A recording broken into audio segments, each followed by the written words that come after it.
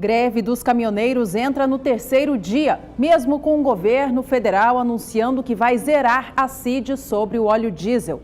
A Agricultura BR de hoje transmite ao vivo uma mesa redonda direto do Confinar 2018, com o tema Conceito Boi 777. Na Bolsa de Chicago, a soja sobe e opera no patamar mais alto dos últimos 45 dias.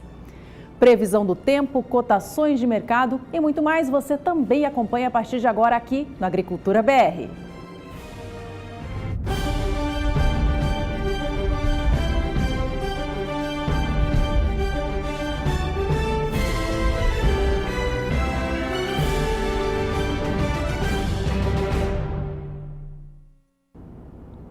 Boa tarde. A greve dos caminhoneiros entra no terceiro dia nesta quarta-feira e já atinge 17 estados do Brasil.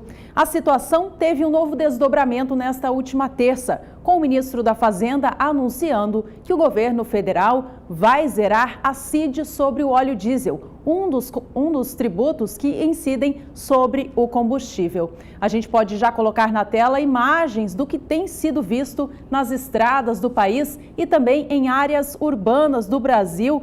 Caminhoneiros protestam contra o alto preço do óleo diesel, que acaba gerando altos custos para a classe trabalhadora e, é claro, trazendo muito tumulto para o escoamento da safra de grãos do país, principalmente nesta fase de levar a soja até os portos do Brasil.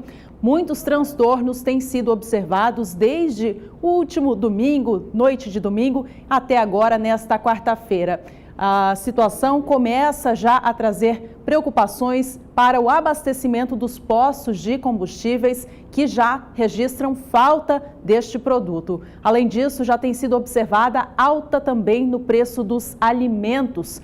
No caso da batata, por exemplo, na CEAGESP em São Paulo, o valor da caixa, que era vendido a R$ 60, já tem sido encontrada ao preço de R$ 400. Tudo isso em reflexo, portanto, destas paralisações que vêm acontecendo desde o último fim de semana em rodovias federais e também em áreas urbanas do Brasil. A classe dos caminhoneiros tem ganhado, inclusive, apoio da sociedade civil. O repórter Gustavo D'Angelo está em Barretos, no estado de São Paulo, onde mostra para a gente como que essa paralisação e os protestos têm acontecido por lá. Gustavo.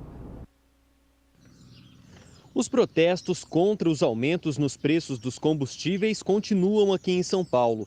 Desde a madrugada de hoje, caminhoneiros estão bloqueando pistas do estado, provocando congestionamentos e lentidão no trânsito. A greve é organizada pela Associação Brasileira dos Caminhoneiros, a ABCAM, que representa motoristas autônomos. A paralisação não envolve veículos fretados. Em São Paulo, havia manifestações de manhã nas zonas leste e sul da capital e também nos acessos ao Porto de Santos e em outras cidades do litoral paulista. Os motoristas em greve também atearam fogo e interditaram 3 pontos da rodovia Regis Bittencourt. A rodovia Dutra também registrou bloqueio em Guarulhos no início da manhã de hoje. Assim como no interior de São Paulo, nas regiões de Presidente Prudente e Campinas. Na rodovia Fernão Dias, os motoristas enfrentavam ao menos 15 bloqueios em cidades de São Paulo e Minas Gerais. Gustavo D'Angelo para o SBA. No estado de Santa Catarina também têm sido observados alguns protestos. A gente recebeu imagens enviadas por telespectadores que mostram a situação por lá. A gente vai acompanhar agora alguns vídeos mandados por Ramses Drozdek, ele que é do município de Mafra, no estado catarinense. Acompanhe aí na tela, então, imagens enviadas por ele no quadro Somos Todos Produtores, que mostra um pouquinho das imagens em fotos e vídeos que o público que acompanha a Agricultura BR por todo o Brasil envia para a gente para compartilhar com o restante dos telespectadores do Canal do Boi. A gente vê tratores ali bloqueando rodovias, então, no estado de Santa Catarina, aí um passeio de carro filmando, né, os caminhões paralisados ali na margem da BR, portanto, causando esse tumulto. Isso vale a gente destacar que atrasa a entrega de vários transportes. Já tem sido comentado que, caso não haja uma resolução mais firme por parte do governo ainda nesta semana, vai faltar alguns alimentos já nos locais de abastecimento na semana que vem, inclusive o leite, que é o alimento mais perecível que a gente tem no agronegócio. Então, imagens aí do Ramses Drosdek, ele que é de Mafra, em Santa Catarina, mostrando a movimentação da classe de caminhoneiros por lá. Tratores ali à beira da estrada, fazendo parte também deste protesto. Você que acompanha o Agricultura BR tem imagens também dessa movimentação que acontece pelo país. Mande a sua participação para a gente através do aplicativo WhatsApp no número do programa 67996562266.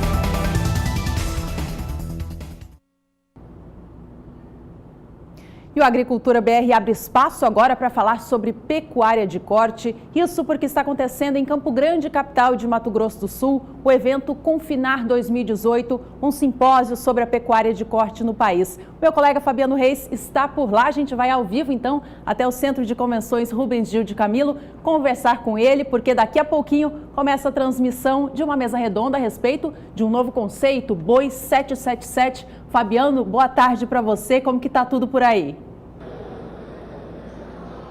Boa tarde, Juliana. Boa tarde a todos que estão acompanhando a Agricultura BR, o canal do Boi neste momento. E olha só, Juliana, estamos no segundo dia do Confinar 2018, estão todos os lugares tomados. Estamos voltando nesse momento de um intervalo por aqui, em uma manhã que estamos falando do Boi 777, produção de 21 arrobas em 24 meses. Aliás, esse é o tema de uma palestra que vai acontecer logo mais, ministrada pelo Fabiano Tito Rosa, ele que é gerente executivo da Minerva Foods. E ele está aqui comigo, daqui a pouco ele já está se preparando, daqui a pouco ele vai falar a respeito desse tema. Fabiano, prazer falar contigo aqui no canal do Boi. E olha só, temos aí o Boi 777, essa é uma situação que traz um avanço muito forte dentro do elo da produção, dentro da fazenda e que traz resultados principalmente muito positivos na indústria. Esse produtor, esse pecuarista, ele tem uma situação de melhor remuneração, uma situação de melhor desempenho junto à indústria com esse Boi 777. Boa tarde. Boa tarde, é um prazer estar participando aqui com vocês. Bom, esse é o boi que a gente precisa produzir, é o boi que o mercado quer. Porque hoje o mercado tem um nível de exigência bastante alto, tanto o mercado interno, o mercado doméstico, quanto o de exportação, as exigências vêm aumentando com relação à idade, com relação à terminação dos animais, com relação a pH, e etc. Então a gente precisa produzir um animal jovem, bem terminado, bem manejado, para ter um pH controlado, para a gente conseguir atender os principais mercados. Então sim, esse animal é aquele que traz uma remuneração adequada para o pecuarista, porque ele recebe em função da qualidade que ele está entregando, e também é um animal que garante liquidez, porque num período de escassez de oferta de gado, a indústria chega a baixar um pouco a régua, ela aceita outros perfis de animal, ela é obrigada a trabalhar com outros perfis de animais para conseguir manter o seu abate. Mas num período de oferta mais regular, obviamente que a indústria vai selecionar aquilo que atende o mercado. Então animais de pior qualidade, animais que não atendem essas exigências de mercado, eles acabam não sendo adquiridos ou eles vão ser penalizados. Fabiano, hoje o pecuarista, principalmente o pecuarista que está participando do Confinar 2018, que tem acompanhado os resultados de pesquisa da APTA, ele tem buscado o Boi 777 para ter um resultado melhor em sua propriedade, ter um resultado melhor no seu rebanho e com isso melhorar a sua rentabilidade dentro da fazenda. Essa já é uma situação de busca. Em relação hoje ao mercado, o mercado ele tem uma oferta adequada de animais e essa oferta de animais, ela está vindo dentro desses desses parâmetros ou qual que é a porcentagem que está vindo dentro desses parâmetros que é preferido pela indústria? Se a gente olhar a média hoje, a média brasileira melhorou bem. A gente saiu aí em 10 anos de um animal em torno de 17 arrobas para um animal aí na casa das suas 20 arrobas. A idade de abate recuou bem. Hoje a gente já está batendo animal na média aí com 3 anos de idade. Então são pontos que melhoraram. Quando a gente olha a média. O problema é que a pecuária brasileira ela ainda é muito heterogênea. Então você tem o fundo da nossa pecuária com animais aí de baixíssima qualidade, leve, erados, e os top, vamos dizer, a cabeça da nossa pecuária, né? Com um padrão de excelência. Aí no final deu uma média razoável. O problema é a heterogeneidade. Então todo dia na indústria frigorífica, se olhar o curral na indústria frigorífica, você vai achar animais de variados padrões, de diferentes perfis com relação à qualidade. Então a gente ainda precisa trabalhar para trazer esse fundo da nossa pecuária para perto da média, né? Tá certo. Bom, nós recebemos aqui, antes de começarmos a entrevista, Fabiano, uma pergunta do Vicente Martins, ele de Rondonópolis, no estado do Mato Grosso, e ele estava falando a respeito da busca desse resultado melhor dentro da propriedade. Ele diz o seguinte: pecuarista ele busca esse resultado sempre melhor e espera ser melhor remunerado. Tá? Ele está meio insinuando aqui que às vezes você não tem essa contrapartida da indústria. Você acredita que essa relação em cadeia produtiva pode ser melhor, pode ser mais satisfatória, principalmente para esse pecuarista que está investindo mais no seu rebanho? Primeiro, quando o produtor investe em tecnologia, ele vai melhorar o resultado dentro da porteira, né? Então vai bater animal mais jovem, vai aumentar o giro dele, animal mais pesado vai ter uma receita melhor, vai ter um melhor rendimento de carcaça, vai melhorar a relação de troca, e o bezerro nos últimos anos teve uma valorização muito grande. Então, investir em tecnologia para aumentar a produtividade, o primeiro retorno que ele te traz é dentro da porteira. Aí quando a gente olha para o mercado, né, o pecuarista tem que entender, tem que conhecer o mercado, entender aquilo que ele está entregando. Muitas vezes o pecuarista acha: eu estou entregando um animal de melhor qualidade, eu não estou sendo remunerado por isso. Na verdade, o que ele está entregando, muitas vezes é o mínimo que o mercado exige hoje. Por exemplo, vamos pegar os mercados de commodity hoje, não vamos falar nada de nicho de mercado, porque aí sim, quando você vai atender nichos de mercado, né? E nichos, você tem diferentes nichos. Você tem nicho para carne gourmet, que é aquela carne marmorizada, tal. Aí você tem nicho em função do sistema de produção, relacionado à sustentabilidade. Você tem diferentes nichos. Aí você vai ter uma remuneração diferenciada em relação ao produto commodity, ok? Agora, quando a gente fala de commodity, hoje, por exemplo, se você atender uma China, né, que é o mercado hoje que mais cresce, e que todo mundo pode pensar que às vezes é um país de baixa exigência, se você produzir um animal acima de 30 meses, você não faz China. Se você abater um animal com mais de 2 dentes, você não faz Chile. Se você abater um animal com mais de 36 meses, mais de 4 dentes permanentes, você não faz Irã. Né? São todos mercados commodity, mercado padrão. Né? Então hoje você entregar um animal de 36 meses, entre 30 e 36 meses, né, que talvez há 10, 15 anos atrás fosse um diferencial, não é diferencial nenhum. Hoje é o mínimo que você tem que fazer para atender o mercado. Né? Aí você vai buscar remunerações diferenciadas para atender o mercado Europa, o mercado Hilton, que tem cotas específicas, exige rastreabilidade. Aí você é remunerado adequadamente. Vamos voltar para os nichos. Você vai entrar num programa igual que a gente tem o Minerva Prime ou outros programas para atender o mercado de alta gastronomia. Você vai atender um protocolo específico, aí você tem premiação. Então, o produtor tem que entender bem o que o mercado pede hoje, que mercado que ele está trabalhando, para aí sim buscar a remuneração que ele acredita que seja adequada. Tá certo, Fabiano. Para encerrar, você tem uma grande experiência em consultoria, já está há alguns anos na Minerva, que é uma indústria que tem uma característica muito forte de exportação.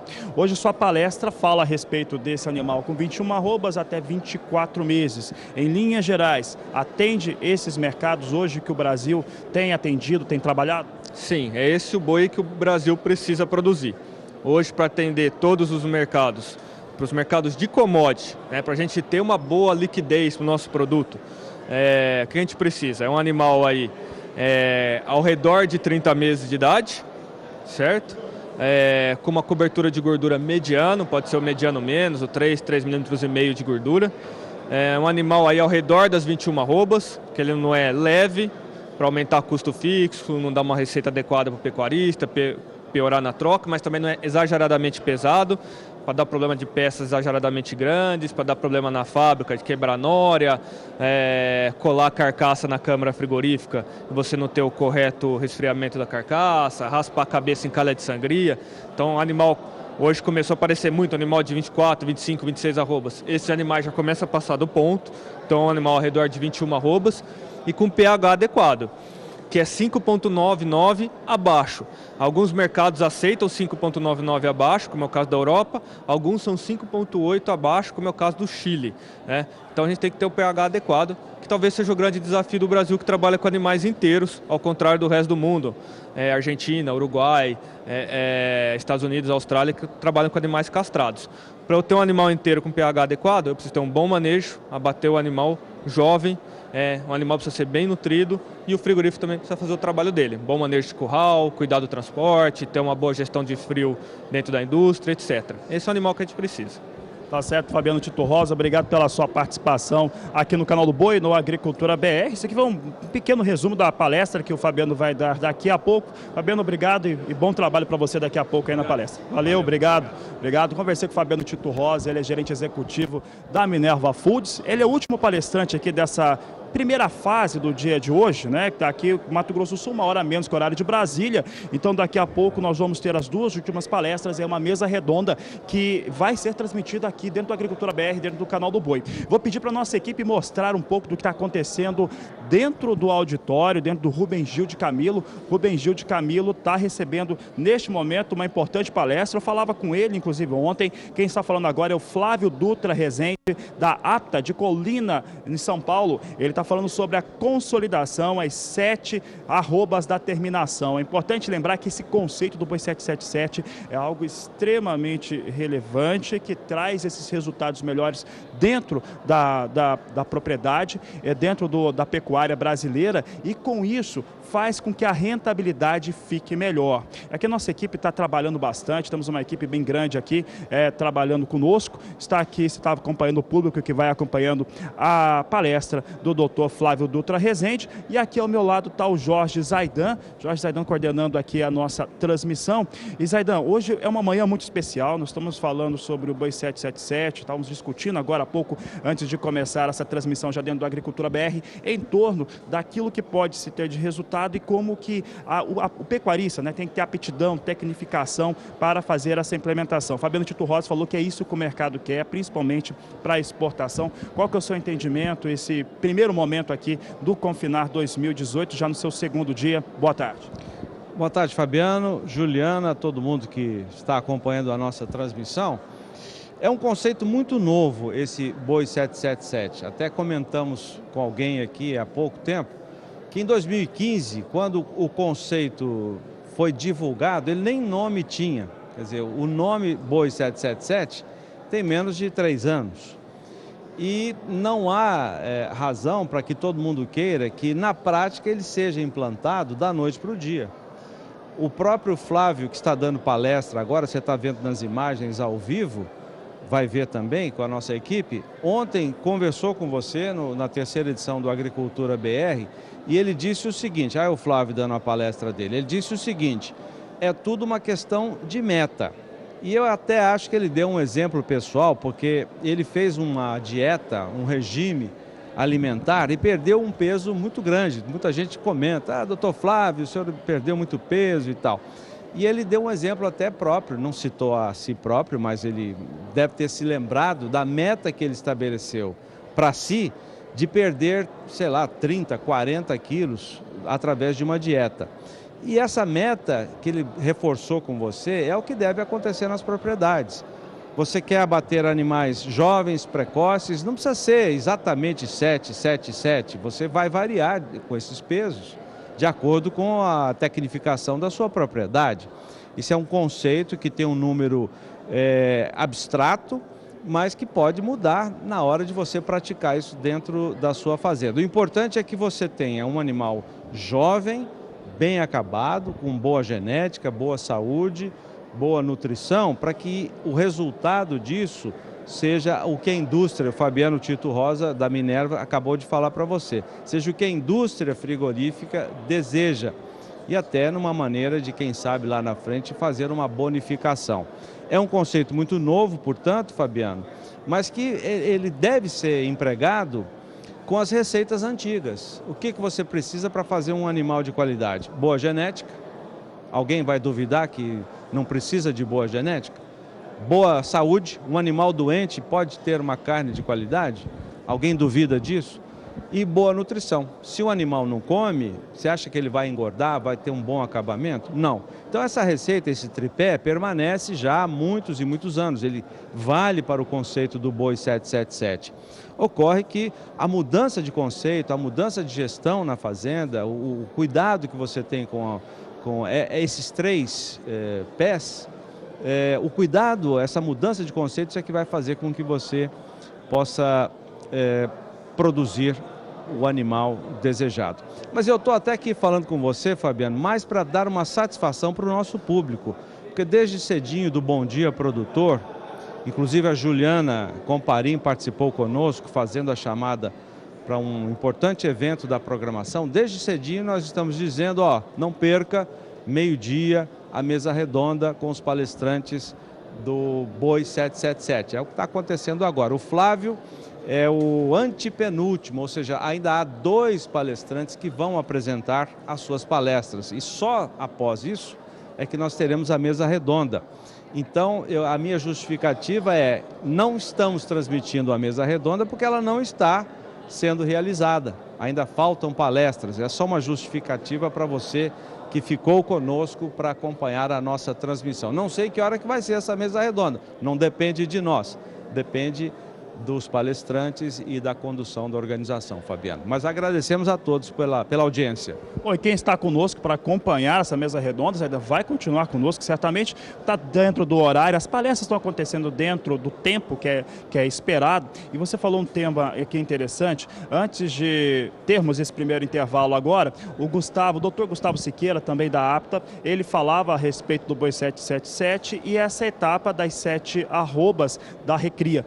E ele trazia um exemplo muito interessante, né? Falava a respeito do primeiro desafio, a primeira fase da meta que tem que ser batida por qualquer um e para o pecuarista, principalmente, ao implementar tecnologia, colocar um trabalho mais interessante que vai trazer mais resultado na fazenda. Primeira fase sempre é a mais difícil, aqui é onde tem uma passada maior. A partir de então, você tem uma situação de consolidação para dar o passo a passo um pouco melhor, não é isso, Jorge? Não tem a menor dúvida. A primeira fase é a cria, mas numa palestra anterior já foi dito o seguinte, até um comentário do pesquisador da Embrapa, o Antônio Rosa do Nascimento, o Totti, que todos conhecem, ele até comentou, olha, tem que ficar preocupado com a vaca, a gestação da vaca, que é um processo anterior à cria. Então, uma vaca mal nutrida também não pode dar um bezerro bom, não pode amamentar um bom bezerro. Então, começa até antes da cria, na gestação da vaca.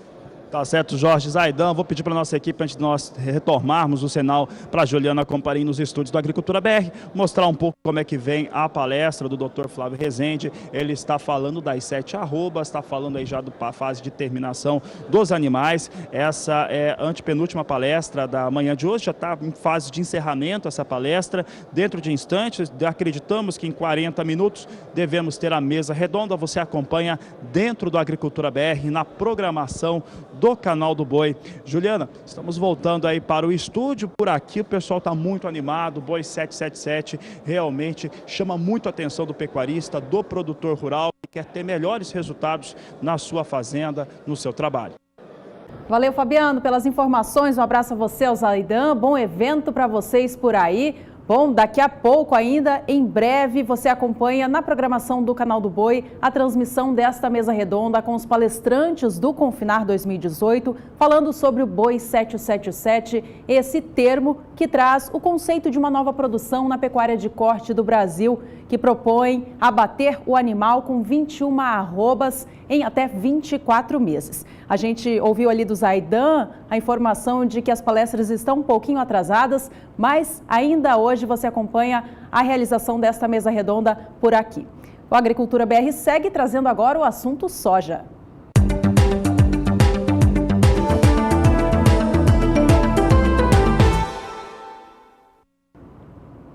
De olho nos preços da saca da oleaginosa nesta quarta-feira nos portos do país. O valor caiu no dia de hoje na comparação com os valores desta última terça-feira. É o dólar que caiu frente ao real, que acabou desvalorizando o preço da saca. Ainda assim, o patamar segue bem elevado a R$ 86. No Porto de Santos, o valor fechou nesta última terça, dia 22, a R$ 87,50. Já nesta quarta-feira, dia 23 de maio, de acordo com a Granos Corretora, a cotação está em R$ 86 a saca. No acumulado da semana, não há alteração, uma vez que há 7 dias o valor também era de R$ 86. De lá para cá, ele chegou aos 87, 87,50, mas voltou a recuar nesta quarta-feira. No Porto de Paranaguá, a queda também foi vista.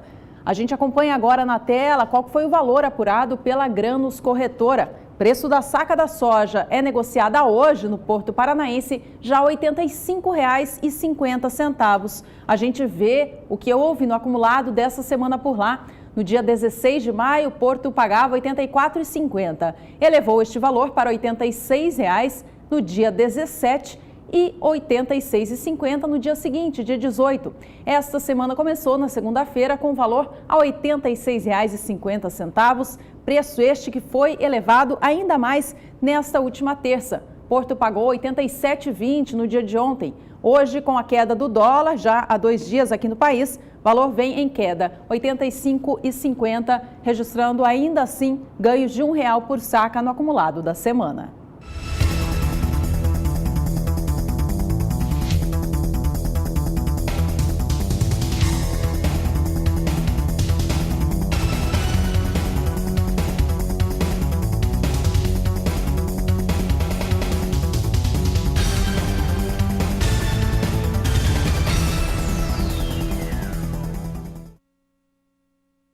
A gente fala agora sobre como está o esmagamento da soja no estado do Mato Grosso, o maior produtor do grão aqui no Brasil.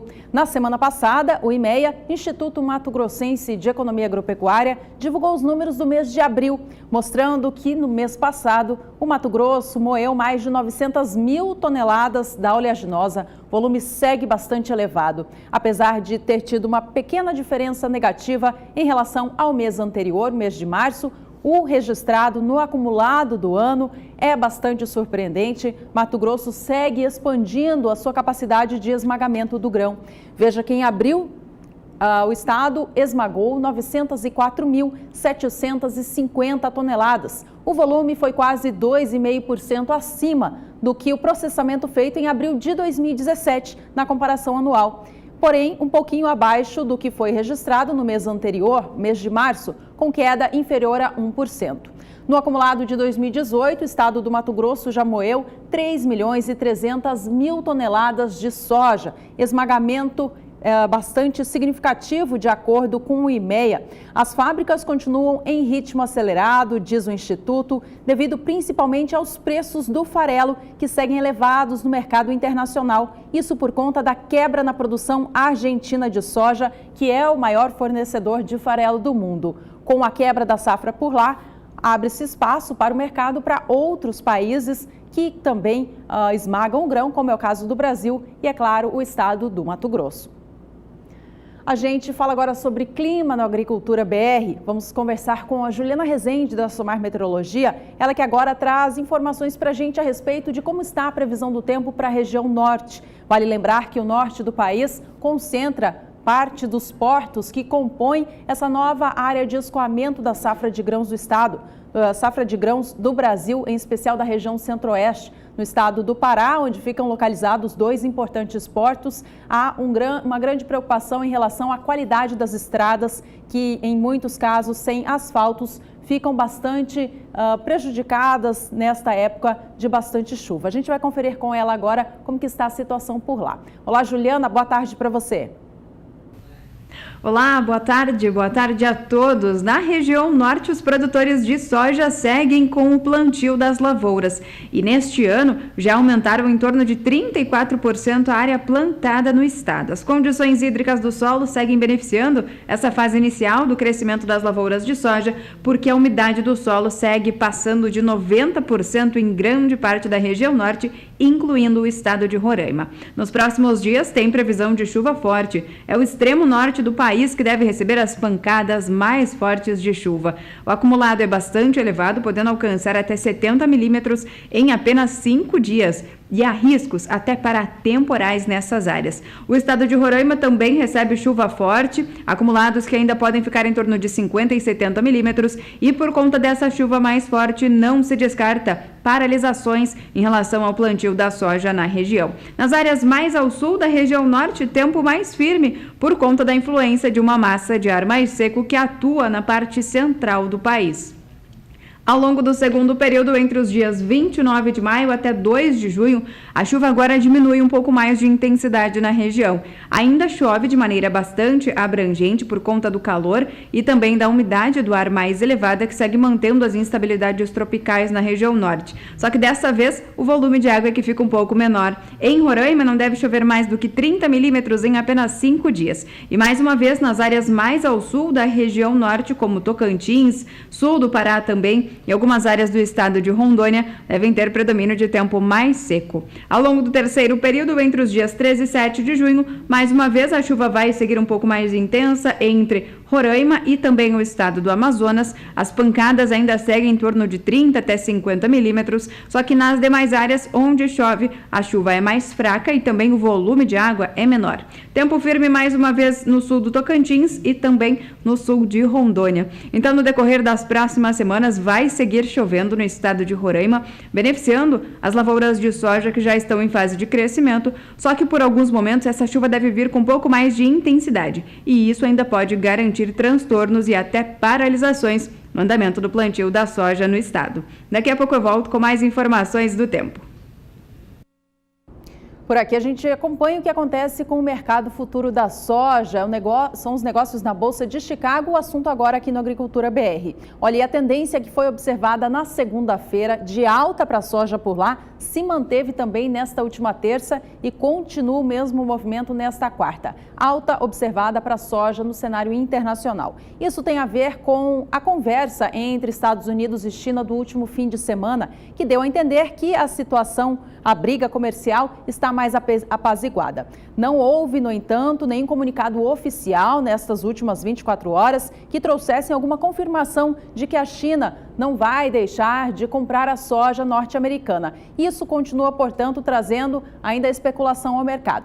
Outra situação que também mantém o mercado de olho é a situação do plantio da nova safra de soja nos Estados Unidos, que por enquanto caminha muito bem. Até o último domingo, cerca de 56% da área prevista já havia sido plantada. Isso mostra um ritmo bem acelerado, até recorde para o país. E com isso o mercado fica de olho, portanto, nessas duas situações. Soja, neste momento, operando na Bolsa de Chicago, vem com alta de 6% na média para as posições de mais curto prazo. A de julho opera agora $10,36 mais 4 por bushel. Agosto vem a $10,40 o bushel. Posição de setembro, $10,41 mais 6. E janeiro do ano que vem, negociando o bushel da soja em Chicago a $10,45 mais 2. Mercado, portanto, reagindo bem à especulação de que Estados Unidos e China caminharam bem nas suas conversas no último fim de semana e com isso pode não haver mais essa falta de compra chinesa da soja norte-americana. Vamos agora às informações do dólar aqui no Brasil. A moeda norte-americana, que vinha subindo por sessões seguidas, registrou 2 dias seguidos de desvalorização. A queda ontem foi de 1,2%, seguida pela queda de segunda-feira de 1,32%. Essa queda, portanto, traz a moeda norte-americana já em um patamar bem mais baixo do que o visto nos últimos períodos. Essa queda mais expressiva de ontem aconteceu por conta da intervenção do Banco Central, fazendo a oferta de dólar no mercado futuro. Com mais dólar disponível, portanto, traz essa reação de valores mais baixos. A gente acompanha a cotação da moeda neste momento, que vem agora bem estável em relação ao fechamento desta última terça, negociado na venda a R$ 3,64 mais 5. E o Agricultura BR vai agora para um rápido intervalo comercial. Ainda hoje a gente traz informações sobre a expectativa da safra de café no Brasil e também previsão do tempo para as áreas que estão fazendo a colheita do grão. Você não saia daí, nós voltamos em instantes.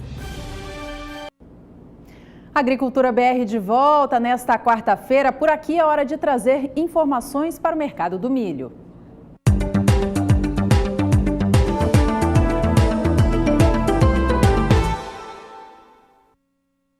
O Instituto Mato Grossense de Economia Agropecuária divulgou na semana passada o novo custo de produção para cultivar o milho de alta tecnologia no estado do Mato Grosso na safra que vem, a 2018-2019. Os dados tomam como base os custos dos produtos e serviços, tomando como referência o mês de abril. O novo cálculo traz um leve reajuste para baixo, de 6 centavos por hectare a menos na comparação com os dados do mês passado. Portanto, o novo cálculo do IMEA para cultivar o milho de alta tecnologia no estado do Mato Grosso na safra que vem é de R$ 2.652,51 por hectare. Esse leve reajuste que teve no mês, na comparação com o cálculo do mês passado, tem a ver com a queda nos preços dos fertilizantes. Há uma oferta abundante do produto no cenário global. Além disso, os Estados Unidos devem reduzir a área de cultivo neste novo ciclo 18-19, trazendo, portanto, uma demanda menor para este produto. Esse foi, portanto, o principal fator de queda no reajuste do cálculo. De acordo com o IMEA, a queda só não foi maior por conta do dólar elevado, que acabou segurando os custos de produção neste nível elevado.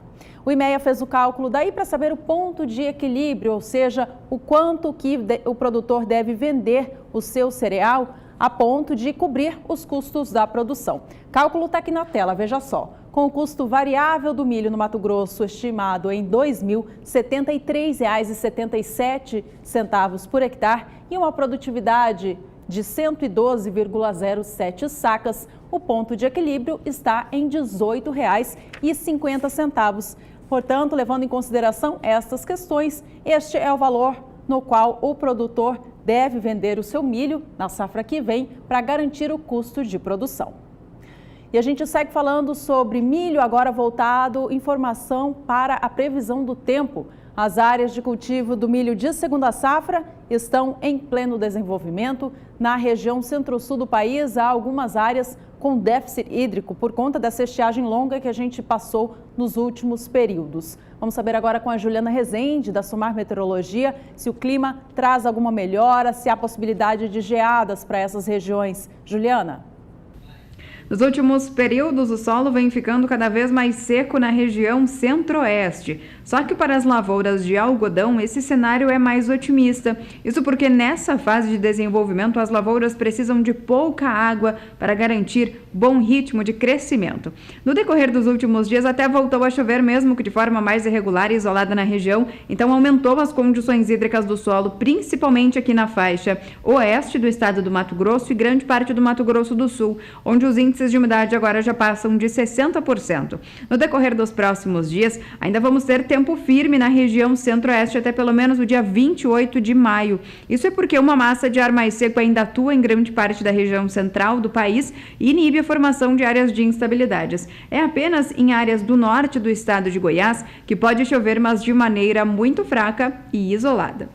Ao longo do segundo período, entre os dias 29 de maio até 2 de junho, chuva agora em grande parte do Mato Grosso do Sul, avançando um pouco mais pelo sudoeste do estado do Mato Grosso. Só que, de maneira geral, essa chuva vai vir de maneira fraca e também com baixo volume de água. Não deve chover mais do que 5 milímetros em grande parte do Mato Grosso do Sul. Nas demais áreas da região centro-oeste, como grande parte do Mato Grosso, Goiás e até o norte do Mato Grosso, o tempo firme vai seguir predominando e os dias vão ser ser ensolarados. Ao longo do terceiro período, entre os dias 13 e 7 de junho, a chuva ainda vai persistir no Mato Grosso do Sul, mesmo que de forma irregular, enquanto que no Mato Grosso e em Goiás, os dias vão ser de tempo mais seco e com o sol predominando. Então, durante os próximos períodos, o tempo firme ainda vai seguir persistindo na região centro-oeste. A chuva até pode voltar a acontecer de forma muito fraca e irregular e mais localizada entre Mato Grosso do Sul e até o sul do estado do Mato Grosso. Mas, de maneira geral, vai ser o tempo firme que predomina até pelo menos o começo do mês de junho na região, beneficiando grande parte das lavouras de algodão que estão em fase de crescimento. Daqui a pouco eu volto com mais informações do tempo. Obrigada, Juliana. Até já. Por aqui a gente segue falando do milho e sobre o seu uso para a fabricação de etanol. O etanol produzido à base de milho também gera outros subprodutos. E estes subprodutos têm sido utilizados por confinadores de bovinos. É o que a gente vai acompanhar agora na reportagem do Valdir Pacheco. A FS Bioenergia é a primeira usina de etanol do Brasil que utiliza milho em 100% da sua produção. A companhia foi criada para produzir etanol e coprodutos do cereal na cidade de Lucas do Rio Verde, no Médio Norte de Mato Grosso. A FS realizou nesta semana, no prédio do Sindicato Rural de Sinop, um evento com palestras técnicas para produtores rurais. Está sendo apresentado nesta palestra para confinadores a nova tecnologia do DDG, como nutrição animal em confinamento. Um dos palestrantes foi o professor e pesquisador da Universidade Federal de Goiás, Dr. Juliano Fernandes, que abordou sobre a eficiência dos coprodutos da indústria de etanol na bovinicultura de corte. Eu acredito que a oportunidade do uso dos coprodutos da indústria de etanol é uma oportunidade maravilhosa, onde esse boom do crescimento dessa indústria aqui também será uma grande oportunidade para usar esses coprodutos na bovinocultura de corte. Acredito que nós teremos grandes oportunidades de negócio, grandes oportunidades para engordar boi com esses produtos, como é feito no norte dos Estados Unidos, no meio dos Estados Unidos, onde se produz muito grão e tem muitas indústrias de etanol. É um polo produtor de etanol, né? Vai ser o polo de produtor de etanol de milho.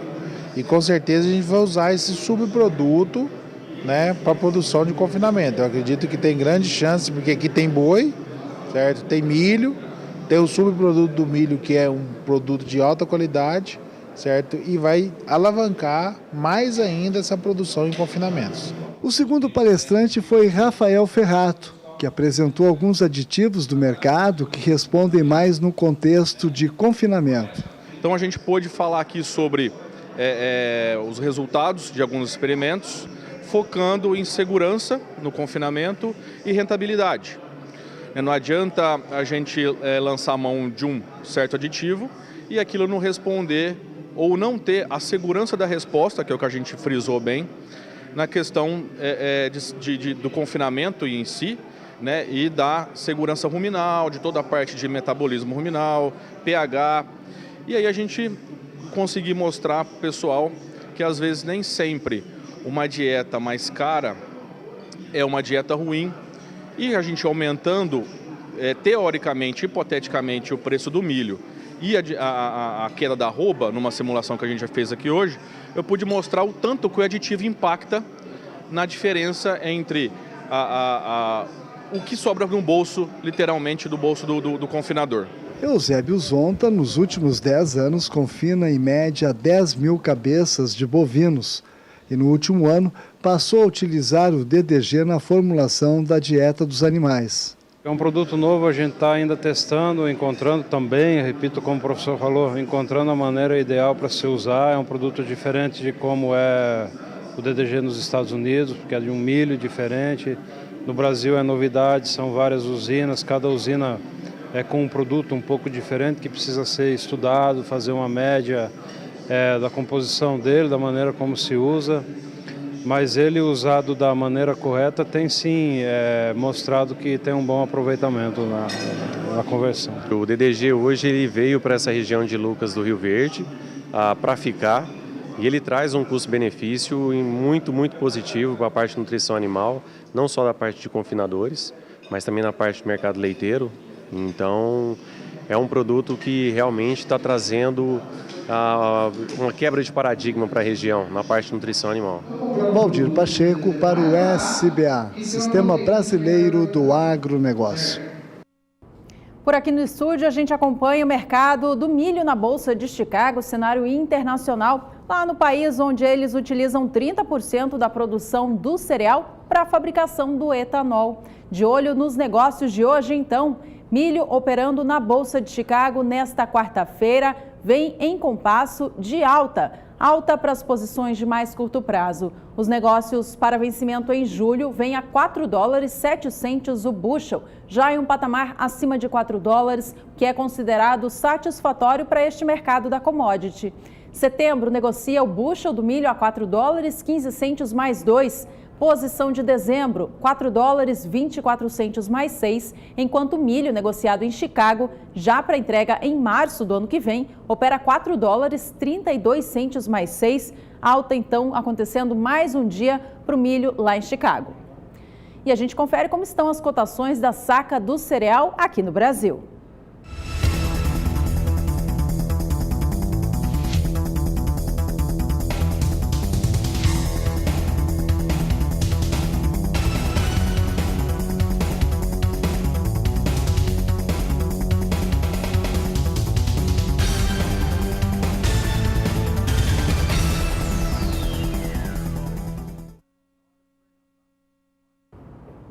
A Agricultura BR volta a destacar agora o Confinar 2018, um simpósio que está acontecendo em Campo Grande, capital de Mato Grosso do Sul, e debate a pecuária de corte. Um dos temas que está sendo debatido no dia de hoje é o Boi 777, um novo conceito de produção de bovinocultura de corte aqui no país, que pretende abater o animal com 21 arrobas em até 24 meses. A gente vai voltar ao vivo agora, lá para onde acontece o evento, onde está Fabiano Reis, Jorge Zaidan, estão lá acompanhando o que acontece agora. A gente tem imagens aí de um palestrante falando a respeito desse novo conceito do Boi 777, onde estão então Fabiano Reis e também Jorge Zaidan. A gente vai ouvir um pouquinho agora da palestra. Que ilustra mais esse fenômeno, né? Onde a gente vê esse fenômeno do crescimento do consumo e da ocidentalização do consumo de forma mais latente, né? Hoje eu não sei se vocês sabem, mas a China consumindo apenas 6 quilos per capita de carne bovina, tá? Isso é o que se consome na média na China, né? A média mundial é 10, o Brasil antes da crise consumia 35, 36, né? Um chinês come na média 6 quilos per capita, né? Se pegar o que vocês comeram ontem à noite no Vermelho Grill, mais o que vocês vão comer no almoço. Tá certo, você está acompanhando o Fabiano Tito Rosa, ele que é gerente executivo da Minerva Foods, e está falando a respeito da questão do mercado. Nós tivemos há pouco várias palestras falando do Boi 777 em vários níveis, isso desde a cria, recria, terminação, alguns pontos que foram colocados de maneira muito interessante há pouco pela doutora Ivana Moraes de Oliveira, também da APTA de Colina, falando sobre a qualidade das carcaças desse Boi 777, e o Fabiano Tito Rosa, até porque trabalha com mercado e numa indústria frigorífica, falando a respeito de mercado mesmo, de como que a indústria recepciona esses animais e também como que eles são vistos pelo mercado externo. Mas olha, além das minhas impressões, evidentemente, eu vou trazer agora as impressões de alguém que está acompanhando todas essas palestras desde cedo, é o João Pedro Cuti Dias, está aqui conosco, consultor de agronegócios do SBA. João Pedro, daqui a pouco vamos ter o início da mesa redonda, mas é um dia muito produtivo para o pecuarista brasileiro, para a pecuária e também para quem veio aqui ao Confinar 2018. Quais são as suas impressões desse Boi 777 e principalmente a aplicabilidade que ele tem na fazenda para o produtor rural? Boa tarde. Boa tarde, Fabiano. A grande questão é o seguinte, essa tecnologia está mudando, está revolucionando a pecuária brasileira. Ou seja, esse modelo de produção, 7 arroba no da desmama, 7 arroba mais 7 na recria e mais 7 com 21 meses, você consegue produzir aquele animal que o mercado quer. Esse mercado, a Ivana agora mesmo mostrou a qualidade de carcaça de um animal novo. É claro, aquela carne que chega na gôndola do supermercado, o consumidor vê com bons olhos, aquela carne vermelha, com uma boa cobertura de gordura, macia, com textura. Então, esse é o coroamento do processo, mas ele começa lá atrás. Quando a vaca é emprenhada, a partir daí o trabalho começa. Então, um pouquinho mais que 7, porque tem os 9 meses de gestação, que é o cuidado que o criador tem que ter. Não pode pegar a vaca e botar naquele pasto ruim lá, não. Por quê? Porque 95% das células musculares são formadas no período que o animal é um feto. E 60% das células adiposas também são formadas. Então, se o animal, desse período, a vaca, sofrer uma restrição alimentar, consequentemente, esse animal vai ter um menor potencial de ganho de peso, de qualidade, de capacidade de ter uma carcaça melhor após o nascimento. E outra coisa, para você conseguir atingir esse objetivo, foram bem claros, todos os palestrantes foram bem objetivos. Começa pelo pasto. O pasto é fundamental, todo o processo tem que ter um pasto bom. Então, e aqui hoje no Brasil, quando a gente vê hoje uma mudança que está ocorrendo com a integração lavoura-pecuária, que você consegue, mesmo na época de seca, um pasto de excelente qualidade, você vê que isso é uma tecnologia que, bem usada, ela representa lucro para o produtor. Aí depois fala-se na recria, o cuidado que o animal tem após a desmama, até chegar na fase de 14 arrobas. Ou seja, essa tecnologia, e outra coisa importante também, Fabiana, é uma tecnologia democrática. Ela pode atingir todo o público, independente do tamanho, pequeno, médio, grande criador. O grande criador tem 5, 6 mil hectares, como é que vai fazer isso? Começa 10% da área, faz módulos e começa a trabalhar. Ele vai ver o resultado que ele tem. O Fabiano agora deve estar comentando a respeito, o seu homônimo aí, deve estar falando a respeito de mercado. Ou seja, hoje o Brasil, nós estamos abrindo mercados que querem animal precoce, que querem animal de bom acabamento, que querem animal com qualidade de carne. E o 777 preenche esse requisito. Eu comentava antes a respeito de hoje o Brasil tem 16 frigoríficos habilitados para exportar para a China, e a China já é o segundo maior comprador de carne no Brasil. Vem uma missão agora, deve estar chegando a missão nos próximos dias, para habilitar mais 11. Com 27, com certeza ela passa a ser a primeira compradora de carne no Brasil. Tem tudo para ser a primeira. E aí? Eles querem um animal com menos de 30 meses, ou seja, é um animal que está enquadrado nessa característica. Então, hoje, a série de palestras sobre o boi 777 termina agora com alguém do frigorífico. Ou seja, você produziu o animal, você recriou, você engordou e você mandou para o frigorífico. Então, agora tem o papel do frigorífico. E aí mostra que o frigorífico também está fazendo parte dessa cadeia. Ou seja, ele é um elemento importante porque essa carne é uma carne fácil de vender, é uma carne que tem qualidade, os mercados estão abertos, tanto o mercado interno nosso como o mercado externo. Então, esse evento foi muito, muito feliz em fazer essa série de palestras, pensando lá, desde da vaca, a hora que ela é emprenhada, até o abate e até o frigorífico, ou seja, chegando ao consumidor. João, há pouco eu conversava aqui com o Fabiano Tito Rosa, ele entrou ao vivo aqui no Agricultura BR, logo na abertura do programa, e eu falei com ele, a gente se conhece há vários anos, e desde a época dele de Scott Consultoria, a respeito desse boi 777, porque ele traz alguns resultados na fazenda, para o produtor rural, para o rebanho, que é visto dentro da fazenda. É você reduzir tempo, é você reduzir custo. Isso num modelo de boa gestão funciona. Dá renda para o pecuarista, né? Dá renda para o pecuarista, mas principalmente me traz um boi melhor, que atende esse mercado, né? Ele citou os mercados, aqui a característica de cada um deles, estamos falando de um especialista, mas principalmente atende em relação a pH, em relação a peso, a dentição, momento de abate, uma série de fatores que são importantes. João Pedro, você enxerga isso como um diferencial para pagamento de prêmio, até pela melhor qualidade desse boi terminado pelo pecuarista que emprega o 777. É importante lembrar que para empregar o 777 tem que ter uma série de outros fatores que já tem que estar sendo feitos anteriormente, dentro daquele tripé que se considera genética, sanidade e também a nutrição, tem que estar sendo bem feito, senão não tem como você pensar num modelo como esse. Isso pode vir a acontecer, vai acontecer, João Pedro, no seu entendimento? Não, já está acontecendo. Se você vê hoje aqui em Campo Grande, por exemplo, uma vaca R$ 122, R$ 121 reais e uma novilha com até dois dentes definitivos com 125, 126, desde que tenha uma boa cobertura. Já é uma prática adotada pelos frigoríficos e vai aumentar. Nesse momento, nós estamos pagando, está tendo um ágio em cima desse animal. No futuro, vai ter um deságio em cima do animal que não preencher esses requisitos.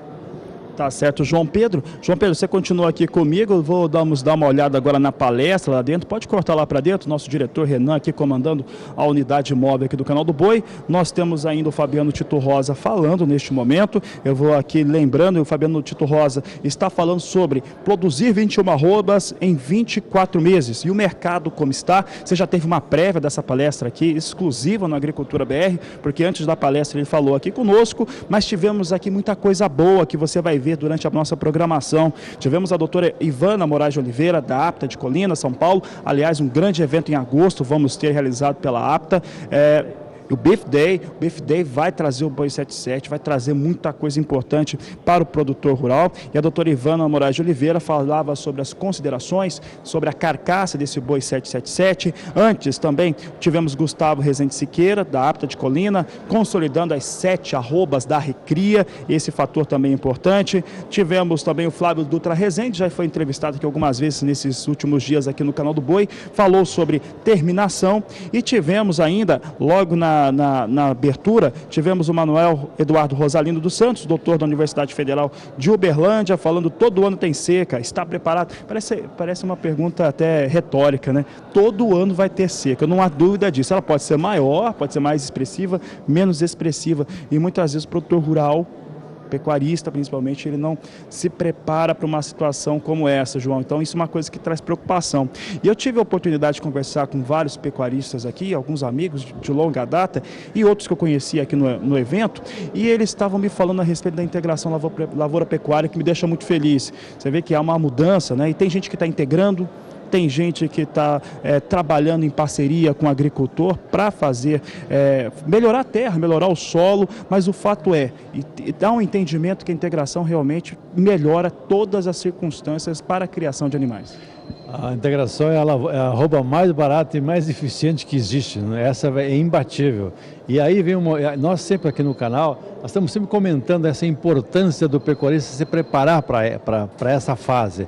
Onde houver possibilidade, é lógico, onde houver condições de infraestrutura, de logística, de acesso a insumos e mercado, é uma alternativa extraordinária. E muitas vezes o pecuarista na venda não quer sair da sua zona de conforto, mexer com gado e tal. É a renda. Faz uma parceria com o agricultor. Olha, o pecuarista reforma o pasto, põe em calcário, põe gesso, fósforo, corrige. Tem um pasto excepcional, arrenda ele para que o agricultor faça a lavoura de outubro a fevereiro, com o compromisso de que em fevereiro ele coloque pasto. Fica uma operação, ano após ano, uma operação ganha-ganha. Para o arrendatário, ele vai ter uma área que vai ter uma chance de êxito muito maior, porque ela está corrigida, ela tem uma boa palhada, tem uma boa cobertura, ela tem chance de resistir a algum problema climático, algum estresse hídrico, alguma coisa. E colhe, é uma renda, o arrendamento passa a ser um belo faturamento para o pecuarista, e o pecuarista vai ter pasto formado, novinho, com folha, com vigor, com altíssima produtividade. Nós fomos medir a braquiária plantada em março do ano passado e cortada em outubro, chegando a produzir 10.500 quilos de matéria seca por hectare. Ou seja, é o futuro. Então, pensem bem. Nós sempre estamos falando para o senhor e para a senhora, pensem bem. Onde houver possibilidade, estude essa. Ou você faça, ou você faz uma parceria com o agricultor e os dois saem ganhando.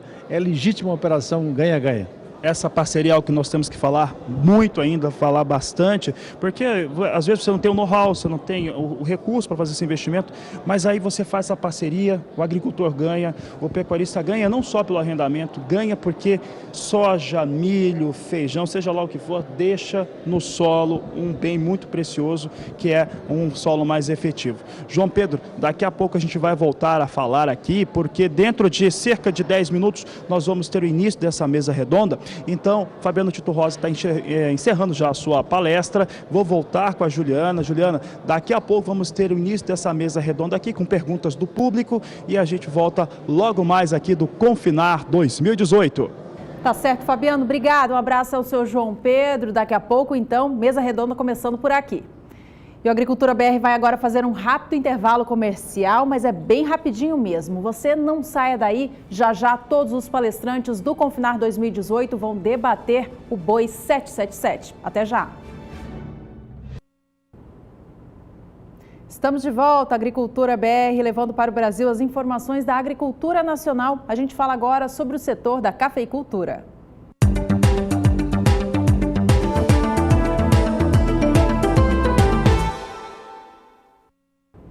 Em destaque, o desempenho do Brasil nas exportações de café no acumulado deste mês de maio. A gente vai ver os números divulgados pela Secretaria de Comércio Exterior e comparar com o volume que o Brasil enviou para os países compradores no mês passado e também no ano passado. Vamos aos números então. De acordo com a Secretaria, até o momento, em maio de 2018, que contabiliza 13 dias úteis, o Brasil enviou ao exterior 1.230.000 sacas de 60 quilos de café.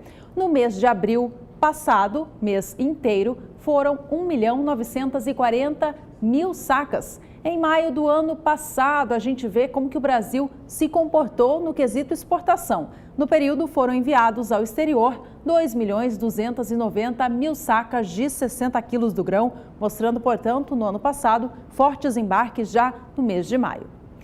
Levando em consideração o preço pago pela tonelada do café, os valores de hoje em dia estão abaixo do que os vistos em maio do ano passado. De acordo com a Secretaria, enquanto naquele ano o valor pago era de $168,20 por saca, agora o valor médio está em $151,80 por saca. Isso trazendo, portanto, um volume de arrecadação menor do que o período passado. A gente chama agora cotações do café aqui no Brasil.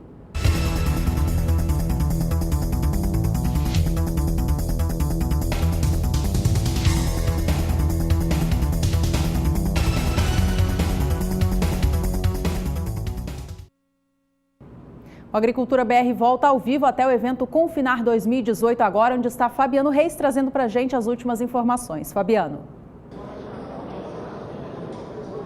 Obrigado, Juliana. Juliana, já tem início a mesa redonda, encerrou a palestra do Fabiano Tito Rosa. Então vamos direto agora para o auditório. Nesse momento estava Maurício Palma Nogueira e o Fabiano estavam respondendo alguns questionamentos. Vamos ouvir um pouco daquilo que está acontecendo neste momento no auditório do Rubem Gil de Camilo, em Campo Grande, Mato Grosso do Sul. Nós estamos bastante otimistas com relação à exportação, principalmente para o segundo semestre.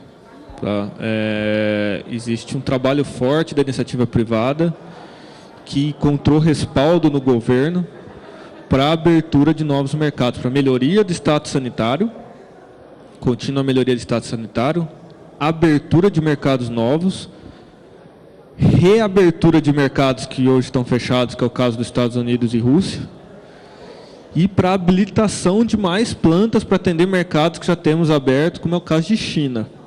Tá? Então, eu sei que a gente entra no mundo do se, né? E se é complicado, né? Se isso, se aquilo. Mas se reabre Rússia e Estados Unidos, se de fato a China, que o governo está bastante empenhado nisso, vem agora em junho em missão para visitar aí uma série de plantas e habilita plantas novas. Se a Indonésia abre, que ela visitou 10 plantas, né? Com o câmbio no patamar em que está, a gente vai ter uma janela muito forte de exportação. Óbvio que o mercado doméstico ainda é o maior mercado, né? Ele responde aí por depende do número que a gente usa, de 75% a 80% da produção, né, é destinada ao mercado doméstico. A gente pode ver sim o share da exportação aumentar 3, 4 pontos percentuais, que é bastante coisa, e ajudar nesse momento difícil que ainda atravessa o nosso mercado doméstico. Então a gente tem que ponderar todas essas coisas. Mas sim, nós estamos otimistas com exportação. E no caso especificamente do Minerva, é onde nós estamos com o foco direcionado. O Minerva é um frigorífico majoritariamente exportador, a gente exporta quase 70% da produção e é onde a gente está olhando. Aproveitando, já falando nisso, né? Então, quem acompanha número, estatística, vai falar, Fabiano, você está falando isso, então por que a exportação está vindo tão fraca? Veio 70 mil toneladas em abril e agora em maio está projetando 75, 76, se a gente veio de 100, 110, 120 mil nos últimos meses. É porque a estatística oficial está errada. Tá? Seguramente a gente está exportando mais de 100 mil toneladas. Isso aí eu posso... Não vou falar garantir, porque eu sei o meu número, não sei corretamente dos outros, mas olhando o número do Minerva e conversando com alguns concorrentes nossos, a gente vê claramente que a gente está exportando mais de 100 mil toneladas. Okay?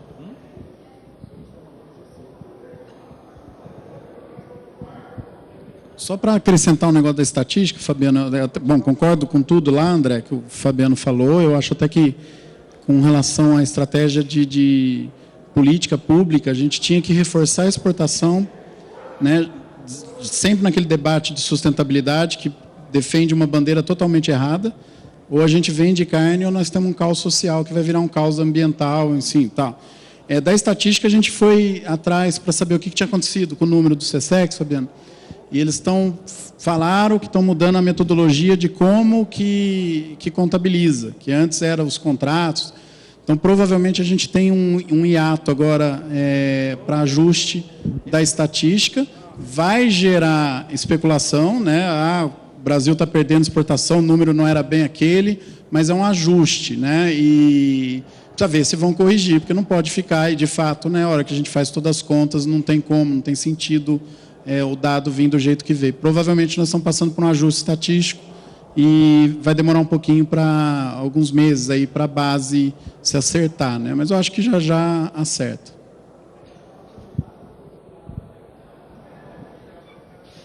Boa tarde, parabenizar todos os integrantes da mesa pelas palestras. Sou Gabriel, produtor de Porto Murtinho. Gostaria de saber por que os mercados mais exigentes, que são Japão e Coreia do Sul, compram uma carcaça com mais de 400 quilos de peso, carcaça fria, 400 quilos de peso, e aqui no Brasil a gente não consegue atender esses mercados, porque a gente está sempre preconizando esse boi entre 18 e 23 arrobas. E eu vejo que a Austrália consegue produzir para atender esses mercados. Então, acho que é para o Fabiano e para o professor Flávio. Característica do mercado mesmo. São mercados que aceitam uma carcaça mais pesada, inclusive bem mais, especialmente o Japão, uma carcaça bem mais gorda. Tá? Característica do mercado local. Você vem para os nossos, talvez culturalmente, acostumado com outro tipo de produto, não é esse tipo. Inclusive eles aceitam até hormônio e beta-agonista, que os mercados que o Brasil atende hoje não aceitam. Então é diferença de mercado mesmo, cultural.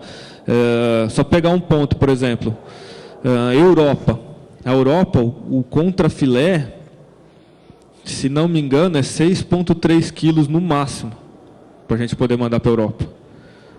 Para pegar um mercado de exportação que o Brasil atende. E o nosso mercado doméstico é uma coisa muito simples da gente ver aqui.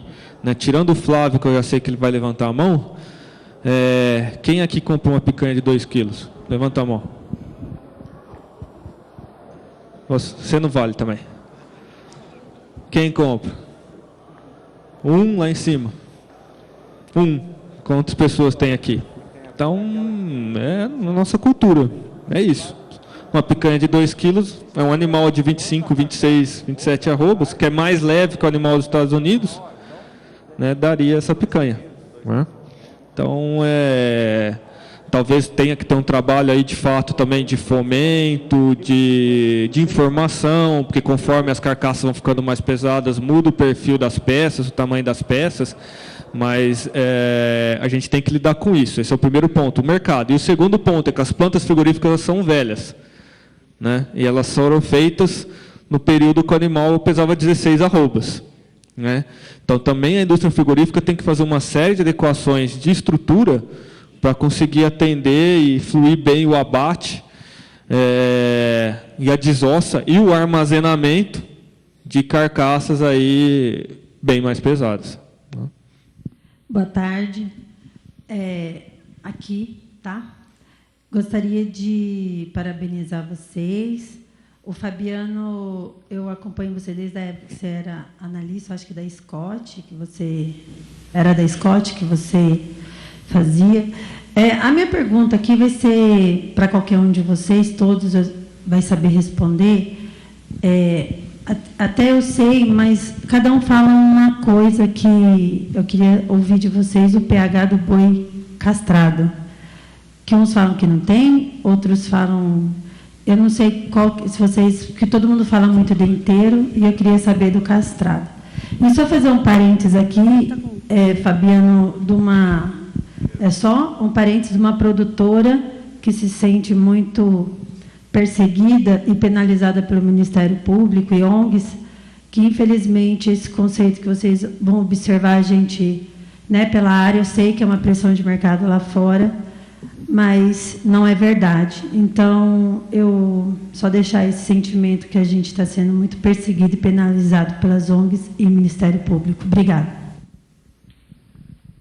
Bem, eu acho que a questão de pH, é óbvio, o Fabiano falou na apresentação dele, né, um pouco, a Ivana também, mas isso é de indivíduo para indivíduo. É lógico que o macho inteiro ele é mais reativo. Agora, porém, se você pegar um animal castrado mais velho e dar a ele uma condição de maus tratos, principalmente no pré-abate, ele vai dar problema de pH mais alto. Então, por outro lado, se você pegar um animal não castrado e dar a ele condições adequadas de manejo pré-abate, você vai produzir um animal com pH dentro dos limites. Então, assim, é questão de probabilidade, né?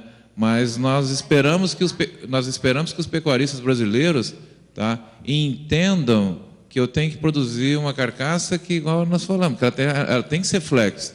Se o animal tem pH bom, adequado, naquele valor 5,8 ou 5,9 abaixo, todo mundo está ganhando. Nós agora, como consumidores dessa carne, e nós como produtores, quer seja dentro da fazenda ou pós-fazenda. Até porque esse animal, sendo mais reativo, o pH é a expressão da reatividade desse animal.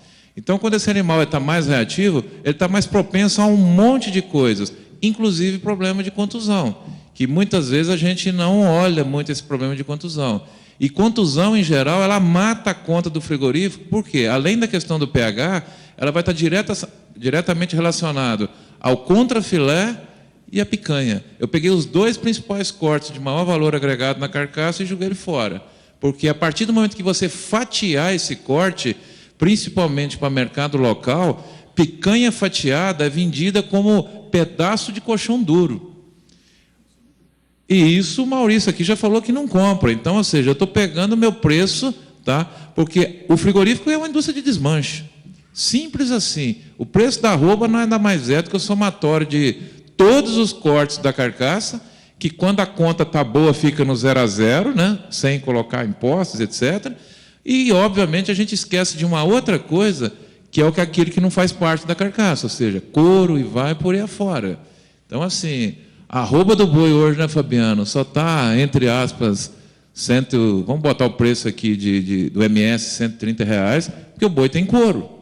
E, às vezes, o pecuarista esquece disso, porque se o boi não tivesse couro, certamente a arroba seria mais baixa. Ou seja, nós precisamos de começar a entender mais sobre isso. E corte de carcaça é complicado para vender, principalmente para o padrão de mercado interno. Quer ver um corte que é extremamente problemático? O colchão mole. Como é que a dona de casa pede para comprar colchão mole? É o maior corte comercial da carcaça. Você chega na gôndola do supermercado ou lá no açougue, a dona de casa pede para bifar na frente dela. Tira os bifes aí para mim. Aí você pega aquela jamanta daquele colchão mole, ela está escura, porque deu pH alto. O que a dona de casa faz? Isso aqui eu não quero. Ou seja, vai ter que arrumar um outro jeito de vender aquilo. Então, assim, é um produto, né, complexo de se vender no dia a dia. Associa com problema de pH, tempo de vida de prateleira, mau uso de frio nos frigoríficos, no supermercado, e aí isso cria uma consequência muito grande, ou seja, aquele produto que não é muito atrativo lá na gôndola do supermercado.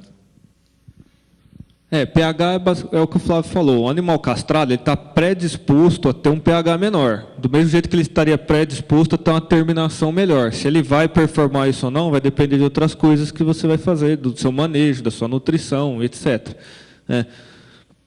Nós, como temos frigorífico no Uruguai e na Argentina também, e no Paraguai, que ainda, pelo menos 60% dos animais ainda são castrados, né? Está deixando de ser porque os brasileiros estão indo para lá, né?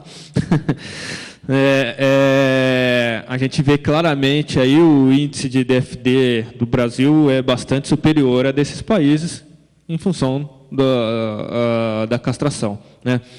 Um ponto importante que eu não coloquei na apresentação, mas que agora no debate vale colocar, é que conforme o mercado vai subindo a régua em termos de qualidade, as exigências vão aumentando e essas preocupações com relação à idade, terminação, pH vão ficando mais latentes, vão ganhando importância, começa, pessoal, a ganhar também mais viabilidade, vamos dizer assim, começa a entrar mais no radar as novilhas. Tá? Então, eu acho que o que a gente vai ver ao longo dos próximos anos é muito sistema de produção migrando para a terminação de fêmeas. Tá? As fêmeas atendem mais facilmente algumas dessas exigências. Tá? Por exemplo, como eu mostrei para vocês, idade. Idade, justamente porque o macho inteiro ele tem mais predisposição a apresentar alguns problemas, o Chile existe um macho inteiro que ele tenha 2 dentes permanentes, no máximo.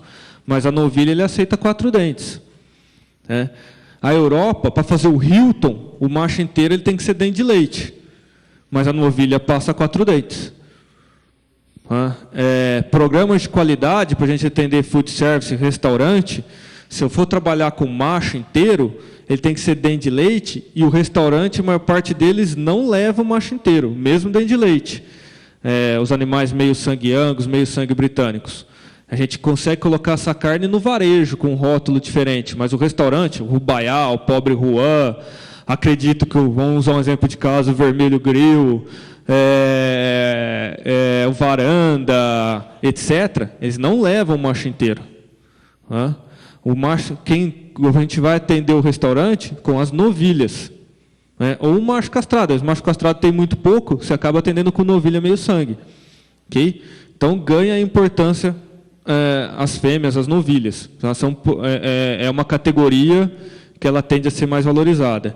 E, por fim, compartilho da sua indignação com relação às exigências socioambientais. Acho que exigência sempre vai ter, a gente tem que estar antenado, tem que saber aquilo que o mercado procura. Agora, a gente tem que tomar cuidado com exagero, a gente tem que tomar cuidado com informação mal produzida, a gente tem que tomar cuidado com protecionismo transvestido de barreira socioambiental, etc. Isso, infelizmente, tem muito. Acho que o Brasil entrou em muitas armadilhas nos últimos anos. Agora a gente está trabalhando melhor para filtrar isso aí. Tanto é que, no caso do Minerva, a gente não entrou no acordo, no TAC do Mato Grosso, por a gente achar que não era adequado, porque a gente já atende as exigências que a gente acha que deve atender. Mas é um ponto que a cadeia tem que prestar mais atenção e tem que atuar de forma um pouco mais conjunta. Que senão, como diz o Maurício também, vai chegar uma hora que a coisa vai ficar inviável. E alguém vai ter que pagar a conta. E o consumidor vai ter que pagar a conta. Então, será que ele entende corretamente tudo isso que vem acontecendo? Né? É um ponto importante para a gente analisar. Okay? Rapidinho, assim, acho que uma boa complementação dessa pergunta e boa parte da resposta, o Paulo mostrou ontem, né, que está ali no caso da Maria Macia, que eles trabalham prioritariamente com animais inteiros, mas tem a régua do ano, tem a régua do acabamento e tem a régua do manejo. Quando você faz tudo isso, você diminui a probabilidade do problema. Assim, é óbvio que tem as predisposições diferentes, mas ele mostrou com dados reais de produtores, né? Nem de estudo, assim, de produtores, vários produtores, uma enormidade de produtores fazendo isso, com 1.000 e tantos animais por mês, e conseguindo falar isso. Ele foi muito fácil falando, nós não temos problema de reclamação disso, mas porque todo mundo motivado em todos os aspectos a dar uma sequência, entender o problema, que se mandar um animal estressado, se mandar um animal não acabado, esse problema vai aumentar. Então, acho que isso aí foi muito bom, com dados reais de vários produtores, não é de um estudo só, mas de vários produtores validando isso aí. Bom dia, senhores. Meu nome é Valtrudes, eu sou veterinário, trabalho a campo e na área comercial. E como nós somos aqui do Mato Grosso, fronteira com o Paraguai, a pergunta que eu gostaria de fazer para o Fabiano, qual a explicação mercadológica ou de qualidade do rebanho, eu não sei, qual é inclusive vocês também têm planta no Paraguai, eu gostaria de saber por que essa diferença de remuneração ao pecuarista, sendo que no Paraguai, durante todo esse ano, é firme, arroba R$170, R$175, tem época até de R$180, e aqui no Mato Grosso do Sul, R$130. Você tem, assim, uma explicação para esse fato? Obrigado. Eu acho que são ciclos, são momentos diferentes. Até por isso, Minerva se expandiu para fora do Brasil. A gente tem unidades aí na América do Sul toda para justamente poder arbitrar e aproveitar esses ciclos. Quando você tem um país que está num período mais favorável, mais competitivo em termos de cotação da arroba do boi, a gente aumenta a produção lá. E onde está menos competitivo, a gente diminui. E também é uma forma de eu gerenciar risco sanitário e outros riscos. Mas, enfim, hoje, de fato, o Mato Grosso do Sul está com uma arroba mais barata que a do Paraguai, como já teve períodos em que o Paraguai esteve com uma arroba mais barata, né? Então, são fases, são momentos, e que não deve seguir assim. O Brasil está atravessando a fase de baixa do ciclo pecuário, talvez esse seja o último ano.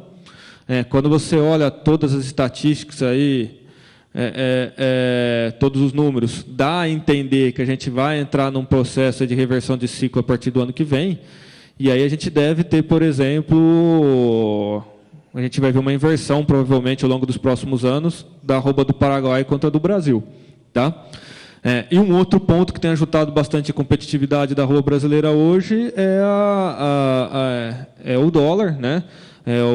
A valorização do dólar é um fenômeno mundial, mas aqui no Brasil, em função do nosso cenário doméstico, né, principalmente do cenário político, essa valorização do dólar, né, essa desvalorização do real, ela foi mais acentuada, e isso jogou a arroba em dólares do Brasil como uma das baratas do mundo hoje. Tá? Braulino Borges, eu sou de Campo Grande. Parabenizar a todos, em especial ao Rodrigo pelo evento. A minha pergunta é, professor Flávio, se eu desmamar um bezerro, que não seria um bezerro de exceção, um bezerro de 270 quilos, se você considerar um rendimento de 56%, seria 270, seria 10 arrobas. Como é que eu procedo com esse animal? Se eu for, seria 10, seria 30 arrobas. Então, esse animal é inviável a carcaça. Como que eu trabalho com esse animal na recria para mim abater ele com a carcaça ideal, que seria entre 19 e 23 arrobas? Bem, se você já tem vamos chamar esse bezerro na desmama com o maior peso, né, igual até o Fabiano colocou exemplos lá, o exemplo lá do Jorginho, que desmamou a bezerrada Nelore esse ano acima de 300 quilos, se você lembrar um pouco daquilo que um gráfico que a Ivana colocou lá, essa fase até a desmama, ou mesmo a fase pós-desmama, é uma fase de maior crescimento muscular. Esse animal é extremamente eficiente. Quando a gente fala do 7, não significa que essas três partes têm que ser iguais, ou seja, eu já tenho um animal que eu já dei um ponto de partida nele com 10, quanto mais agora eu colocar peso nele até a puberdade, eu posso fazer uma fase de acabamento nele já no final, bem rápida, extremamente rápida, né? Agora, se eu já parto de um bezerro de 270 a 300 quilos, invariavelmente eu não vou abatê-lo com 19 a 20 arrobas. Eu vou levá-lo lá por volta das suas 23, 24 arrobas, que é o que a gente consegue chegar bem, ainda dentro do limite do frigorífico. Mas precisa de conversar com o frigorífico. Tá? Não dá para chegar com essas surpresas, né? Ou seja, se o frigorífico tiver regularidade de oferta de carcaças mais pesadas, ele abre mercado para isso, né? Desde que não seja uma jamanta que, em função de pé direito de planta e etc., isso precisa estar muito bem conversado, principalmente para quem produz esses bezerros, vamos chamar assim, especiais. Eu não posso desacelerar porque eu estou perdendo, porque ele já é pesado e por isso que ele é bom, né? Então precisa estar mais casado essa conversa com o frigorífico também. Bom, meu nome é Alexandre Foroni, de Rondônia. Parabéns a todos. E, Fabiano, vocês têm previsão de conseguir informar a nós, pecuaristas, o pH dos nossos bois? Uma amostra, sei lá, para a gente saber o que... Porque o peso eu consigo, a dentição eu consigo, o acabamento você está me mandando. Mas o pH a gente fica com... Eu sei lá qual pH que eu tenho. Que eu não, né? Os meus bois, né? Você tem pH ácido, viu, Foroni? Você é muito agitado. Você deve estar com pH 8. Alexandre, acho que você mesmo até já me cutucou sobre isso, cara. A gente precisa dar um jeito. A gente está esperando algumas mudanças que devem vir aí com relação à tipificação nacional de carcaça. E eu não sei se vai ter alguma regra nesse sentido, que vai ser um segundo passo que vai valer para o Brasil todo, para informar o que tem na desossa, tá? Então, por isso que a gente está um pouco em stand-by para venda. Mas isso é algo que vai ter que acontecer, a gente vai ter que passar a informar. O ponto é o seguinte, você mede o pH na saída da câmara, tá? Então, quando você recebe as informações do seu abate, você ainda não vai ter a medida do pH, né? Então, seria algo que eu teria que informar vocês posteriormente. Mas dá para ser feito. É só questão agora de esperar o que vai vir de mudança, o que vai vir de legislação, o que vai ser obrigado, se não vai ser, de que forma que vai ser, etc., para a gente estruturar isso e fazer de uma vez só. Mas vai ser uma informação que a gente vai, sim, trabalhar para retornar para o produtor. Bom dia. Gostaria, primeiramente, de parabenizá-los aí pelas palestras, todas com grande valia e enriquecimento para todos nós, eu garanto. Meu nome é Luiz, sou zootecnista, técnico de campo do Senar, e a minha pergunta vai para o Dr. Matheus. Um dos gargalos que a gente comentou foi esse primeiro passo com relação à nutrição fetal, hiperplasia, hipertrofia e tudo mais, muito bem abordados pelo senhor. O que ficou em dúvida em relação à minha pessoa é o seguinte, que o que você indicaria como uma correta nutrição fetal em níveis de composição de nutrientes e qual seria o correto planejamento nutricional nessa fase?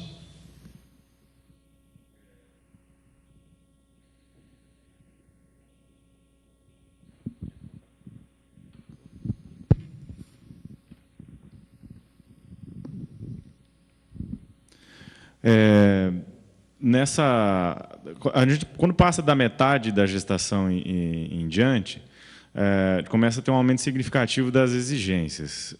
Nessa fase intermediária de gestação, que a gente fala de formação do tecido muscular, a questão não é nem quantidade de exigência, porque para dar conta de nutrir o feto que está crescendo lá, a vaca dá conta, de uma maneira ou de outra, ela dá conta de arrumar nutrientes, porque a exigência é bem baixa. A questão é de ela transmitir o ambiente que ela está vivendo por meio da epigenética para o animal que ela está formando. Então, a questão não é quantitativa nessa fase intermediária. Então, não é assim, a gente não diz que falta nutrientes para o bezerro que está sendo formado. A questão é que a programação do desenvolvimento é alterada em função do ambiente que a vaca está passando. Mas, do ponto de vista de nutrição, nessa fase, a gente tem informações do seguinte: a exigência de energia é alta para a gestação, só que a vaca não consegue utilizar fontes tradicionais de energia que animais usam para engorda, para produção de leite, como acetato, que é o principal ácido graxo volátil, e gordura. Então, a vaca não consegue atender a exigência de energia para o crescimento fetal com gordura mobilizada do corpo dela. Porque a mobilização de gordura gera moléculas grandes, né, os ácidos graxos, eles não têm uma dificuldade muito grande de passar pela placenta. E aí a vaca acaba usando principalmente glicose.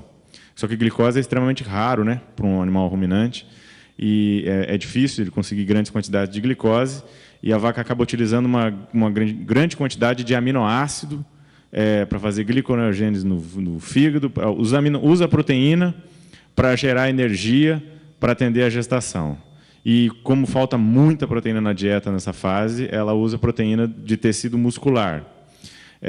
Então, a gente tem visto alguns resultados. Aqueles experimentos que eu mostrei, ganho da vaca perto da mantença, ganhando 100 e poucas gramas por dia, aquelas vacas tiveram, a gente fazendo por ultrassonografia, aumentaram a gordura subcutânea e reduziram a área de ouro de lombo durante a gestação. Possivelmente por estarem ganhando gordura e perdendo proteína da carcaça para mobilizar, para sustentar a gestação. E os resultados, até então, mostram efeitos melhores quando a suplementação nessa fase, que é crítica de proteína no pasto e é crítica de proteína para a vaca, os resultados têm mostrado que suplementação proteica e com uma fração considerável de proteína verdadeira são os melhores resultados. Aí, a questão de até onde é viável economicamente ou não, depende de uma série de outros fatores, né? Depende do resultado conjunto disso aí. Não só o benefício para o bezerro que está sendo formado, como o benefício para a vaca. Quanto que a vaca ganha de peso, quanto que ela ganha de score, se ela melhora o score, melhora a reprodução depois. Então, uma série de aspectos precisam ser considerados, mas principalmente proteína. E aí, nesses experimentos, a gente trabalha com entre 3 e 4 gramas por dia, por quilograma de vaca, de um proteinado de entre 30% e 40% de proteína. Acho que é só fazer uma conexão aqui, né? Se a gente pensar naquilo que o professor Zequinha falou, aqui junto aqui com o professor Matheus falou, o fato de você emprenhar a vaca mais cedo, nós já estamos conectando essas duas coisas, né? Então, ganha-se dos dois lados, né? Você ajuda o bezerro que está dentro dela, né? E obviamente, naquela fase aí do terço da gestação. Então, uma precocidade, quanto mais vacas ou novilhas, enfim, todos os animais ficarem prenhes mais cedo, melhor para todo mundo, né? Facilita muito. Saulo aqui de Campo Grande. Acho que para o Gustavo. Gustavo, a gente, muito grato. Desde 2014 a gente está aí em contato com o Boi 777, seja lá em Colina ou naqueles cursos de internet que vocês fizeram. Foi muito importante para o desenvolvimento da minha carreira. Muita gratidão mesmo. E ele meio que te posiciona tanto em trabalhar com metas, como te dá um protocolo, né, um norte, né, da desmama ao abate nos 2 anos, animais 2 dentes, né, 21 arrobas. Mas ontem, sim, ajudei muito os produtores trazendo essa lógica, né? Boi de segundo semestre, preços bons. Só que com a Maria Macia ontem, a gente viu a necessidade de ter uma uniformidade de oferta de carne de qualidade que meio que já não casa bem com esse protocolo da desmama aos 2 anos no lugar que faz estação de monta, Brasil Central de forma geral. Tem alguma coisa que vocês estão pensando para criar um jeito de atender esse tipo de situação? Boa. É que assim, isso é um tradicional que concentra, né? Igual o Paulo também falou, não adianta você querer ter todos os boi em dezembro, que é uma época que vende, talvez lá para eles tenham um valor e não vai ajeitar. Primeiro que, mesmo nas estações de montas, no geral, as fazendas têm estações de montas mais longas. Então, você tem 4 meses de nascimento aí, boas fazendas, algumas 5 ou mais. E também, Saulo, assim, isso, cara, assim, o problema do conceito do Boi 777 é querer, vamos falar assim, não é que é cumprir ele à risca, mas ele é apenas uma demonstração que você precisa ter uma meta produtiva, entendeu? não necessariamente você tem que fazer exatamente da mesma forma. Não é isso, nunca quis se colocar disso. Quis se colocar o seguinte, você tem que atentar para que você alcance as suas metas e as suas métricas, né? O caso que a gente volta a citar, Maria Macia, por exemplo, lá eles usam isso e usam confinamento ao longo do ano inteiro. Então, na verdade, algumas vezes o fundo vai ser um boi de 2 anos e a cabeceira pode ser um boi de 18, de 20, 17 meses, entendeu? Vamos falar assim. Então, essa métrica do 777 foi idealizada e montada e fruto de resultados para buscar atender um geral. Eu chamo que ele não é nada especial, ele é um feijão com arroz bem feito. Entendeu? Ele se descola da média com uma facilidade, porque ele produz a commodity, igual o Fabiano falou, que não é sinônimo de porcaria, mas se descola da média no geral. Então, sim, se você está num sistema onde, e que eu acho que é interessante, você tem que ter uma demanda, um fluxo o ano inteiro, eu não sei se você tem um espaço para fazer o de 25, 26 meses, e você tem um espaço também para trazer o boi de 22, de 23, de 21, de 20 meses, que a gente tem vários estudos agora já fazendo algumas coisas com 20 meses, com isso aí, mais cedo. E, principalmente, se você estabelece, igual o caso deles, que tem um confinamento e tem um peso-alvo, os animais, florões de maior potencial, você pode antecipar isso, não precisa de chegar aos 24 meses. O modelo nosso chegar aos 24 meses era para dentro de um cenário, construir com cada fase, mas é informativo, didático, do que obrigatoriamente seguir daquela forma, entendeu? Então, assim, você pode ter, e você pode e deve ter tanto animais do mais cedo, como um espaçozinho também no animal de 26, 27 meses, então acaba, dentro do sistema de produção, você atende isso de uma forma bem tranquila. O grande problema disso, quando você está num modelo como o deles, é que você não pode só concentrar. Eu quero comprar carne para fazer churrasco, eu quero comprar uma carne melhor, todos os dias, em qualquer oportunidade, eu preciso de ter aquela carne lá, não pode ficar concentrada, só existe disso determinada época do ano. Então, você tem como antecipar e retardar um pouquinho mais, sem grandes dramas, sem ser um grande problema de fazer isso. Senhoras e senhores, nós precisamos encerrar agora. 3 palestrantes nossos precisam seguir viagem, precisam ir ao aeroporto, já estão atrasados. Os demais participantes que continuarem aqui no Confinar ficam à disposição de todos vocês para eventuais perguntas, podem ser feitas durante alguma parada do almoço ou mesmo durante o café da tarde. Então, Rodrigo Spengler, para as suas considerações finais, para o fechamento desta o evento da mesa redonda que do acontecendo aqui durante o Confinar 2018. Gostaria de agradecer a presença. Essa primeira parte do evento, um evento que contou com muita responsabilidade, contou com os realizadores do Boi 777, encerrou principalmente com representante da indústria frigorífica, Fabiano Tito Rosa, diretor executivo da Minerva Foods.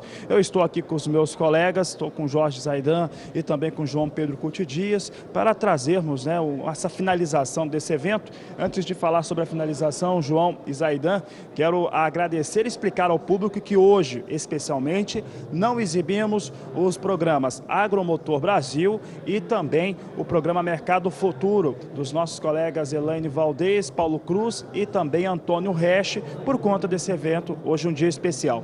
Um dia especial também, Zaidan e João Pedro, por conta do Boi 777 sendo mostrado para o pecuarista, o produtor rural do Mato Grosso do Sul e de todo o país, e falando um pouco a respeito desses resultados de campo, aquilo que tem acontecido. João Pedro, primeiramente você, em torno daquilo que você viu, você acompanhou também a maior parte dessas palestras, seu entendimento aí dessa primeira parte do segundo dia, encerramento da primeira parte do segundo dia do Confinar 2018.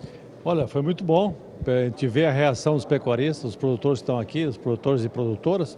Foi muito bom a maneira didática que foi apresentada o Boi 777 foi muito positiva, ou seja, esclareceu muitas dúvidas e motivou muito o produtor a participar desse modelo. E depois, agora na mesa redonda, nós tivemos a felicidade de passá-la na íntegra, para nossos telespectadores, eles viram as perguntas, os questionamentos em todos os aspectos, desde o aspecto da questão de veterinária, da questão do animal, fisiológica, até as questões de mercado. Ou seja, foi muito importante isso, porque a cadeia tem que trabalhar integrada, ou seja, o criador, o recriador, o terminador, o frigorífico, o varejo, ele tem que estar junto. Ontem, por exemplo, que foi ontem o encerramento, aquele modelo das cooperativas, as alianças mercadológicas do Paraná, por exemplo, que evoluíram para a cooperativa, mostrando a importância do pecuarista não vender o boi, não vender a vaca, vender a carne. Ou seja, é um passo adiante. Em algum momento o Brasil inteiro vai evoluir para esse caminho e vai ser bom para a pecuária brasileira.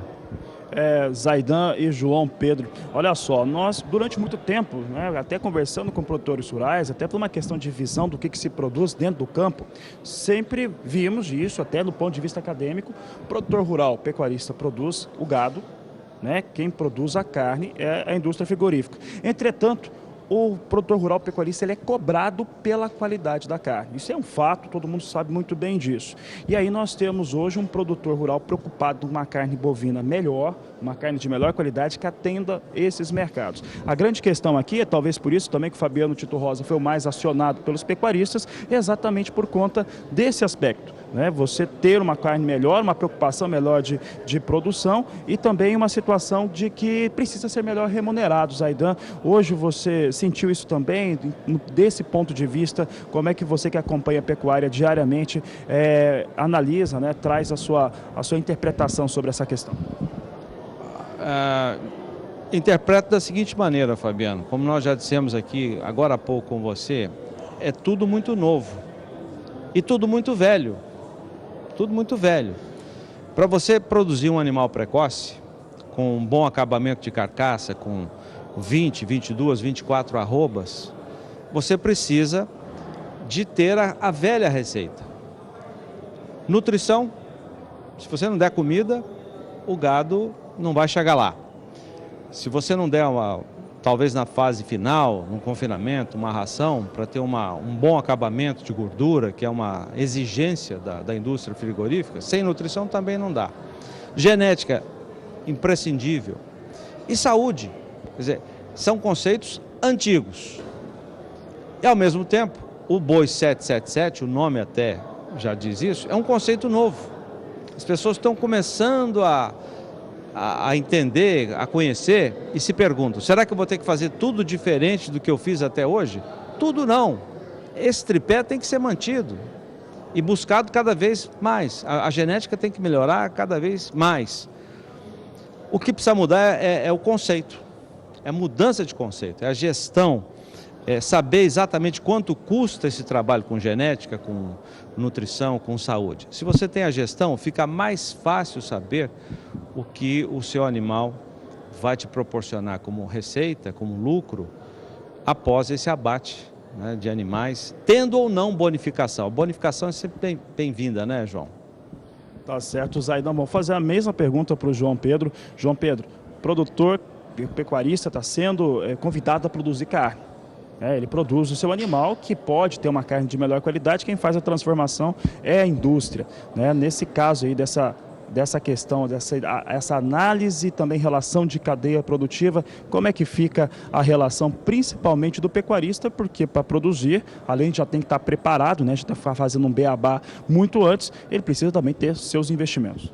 Olha, o pecuarista tem que, primeiro, ele tem que receber do frigorífico até informações a respeito. Hoje foi cobrado a questão do pH da carne. O pecuarista levantou essa questão. Eu quero saber qual é o pH da minha carne. Então, todas essas informações são importantes para que o pecuarista possa ter um norte para fazer.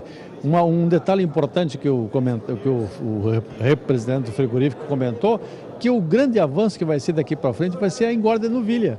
Porque hoje você tem uma oferta de bois inteiro, e porém que dá problemas, às vezes, de cor, de pH, etc. E na novilha esse problema é bem menor. Ou seja, então, começa a aparecer nichos de mercado. E você vê claramente hoje uma remuneração melhor para a novilha. Já uma vaca chega a 5, 6 reais a mais por arroba na novilha, em relação ao preço da vaca. Ou seja, são esses fatores e a qualidade de carne, um novo modelo de comercialização, tudo isso somando é o futuro da pecuária. Ou seja, mas uma coisa é constante, é como falou o Zaidan, você tem um tripé, sem pasto não tem jeito, toda essa tecnologia do 777 morre sem pasto, tem que ter pasto o ano inteiro, não é só na época de chuva não, de janeiro a dezembro. Outra coisa, você tem que ter a questão de genética. Hoje, nós estamos mostrando aí que hoje a oferta de reprodutores está muito mais baseada em resultados, né? A diferença esperada de progênie, tem uma série de fatores que o pecuarista pode orientar na compra desse sêmen, procurando um animal que seja mais precoce, que tenha melhor ganho de peso, melhor conversão alimentar, etc. Então, e outra coisa, e para finalizar, hoje há uma disputa de mercado. Você tem o pecuarista disputa com o criador de frango, o criador de suíno, vai disputar cada vez mais com o criador de peixe também, que vai ser uma outra carne que está entrando no mercado. Então ele tem que olhar quem? Tem que olhar o rei de tudo, que é o consumidor. O que ele quer comprar ao consumidor? E também, o frigorífico tem que ter um bom senso de remunerar melhor esse pecuarista que produz aquela carne que é disputada na gôndola do supermercado. Por quê? Porque essa carne tem um custo maior, você tem mais gasto com alimentação, com suplementação, etc. Então, tem que haver a cadeia tem que trabalhar integrado. E outra notícia boa que surgiu no evento é o seguinte: há uma tendência no segundo semestre que as exportações se recuperem muito, sejam muito positivas, o avanço nas vendas para o exterior, seja pela entrada mais frigorífico para a China, seja a reativação da Rússia, reativação do mercado norte-americano, uma série de fatores mostram que há isso é bom. Pode ser que o mercado para o segundo semestre aconteça igual ao ano passado, que houve uma recuperação de preço no segundo semestre, o que é uma notícia bem-vinda para o senhor e para a senhora. Tá certo, a gente está até cumprimentando, o pessoal está saindo aqui do evento, o pessoal indo para o almoço, estamos já quase encerrando o Agricultura BR, então só para realmente encerrar essa segunda edição da Agricultura BR, muito especial, falando do Boi 777, falando do Confinar 2018, Zaidan e João Pedro falava agora a respeito do bom senso que a indústria frigorífica tem que ter para esse produtor rural, esse pecuarista que está produzindo uma carne, um bovino que vai ter uma carne que é adequada aos mercados que desejam comprar, né? E é uma carne de qualidade, é uma proteína de melhor qualidade. Será que nós vamos chegar para o pecuarista em algum momento como esse que a indústria já viveu e vive eventualmente, de às vezes estar vendendo até um volume menor, mas faturando mais? Vou começar aqui com o João Pedro, que ele deu essa dica, Zaidan, e aí você responde também. João Pedro, nós tivemos em vários momentos frigorífico com volume menor de vendas, principalmente da exportação, mas com valor melhor, a receita melhor. Isso uma hora chega também, bate na porta do pecuarista? Vai chegar sim, com certeza absoluta, é questão de tempo e de regiões. Tem regiões que Mato Grosso, por exemplo, no ano passado, você teve momentos que o boi no Mato Grosso chegou a ter preço próximo ao boi de São Paulo. Ou seja, quando o animal é bom, a qualidade é boa, o volume é bom acabamento, precoce, o frigorífico vai disputar esse animal. E isso é importante para você ter rentabilidade. Tá certo, João. Zaidan, rapidamente, no seu entendimento, chegaremos a esse momento também? Sim. E para nós fecharmos aqui, estamos chegando ao final, as demandas serão cada vez mais específicas. Foi dito aqui, o Chile quer hoje animais de 2 dentes. A China, animais com até 30 meses de idade. A União Europeia quer um Angus dente de leite. Aqui você citou a novilha, que está tendo uma bonificação melhor. Por quê? Porque o macho castrado, que seria o desejo da indústria, tem muito pouco no Brasil. É mais boi inteiro. Então, as demandas serão cada vez mais específicas. Tá certo, Zaidan. Obrigado aqui por enquanto, ao João Pedro também. Vamos voltar logo mais, né? A terceira edição do Agricultura BR será daqui também, integralmente daqui, trazendo uma outra mesa redonda a partir das 17h.